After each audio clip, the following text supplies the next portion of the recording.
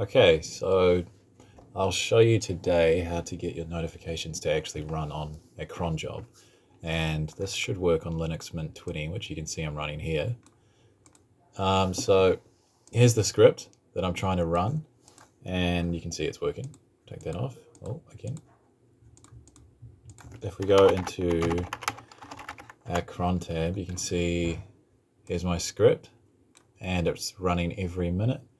And this is the line that I added, which sets the environment variable, this one here, to this value here.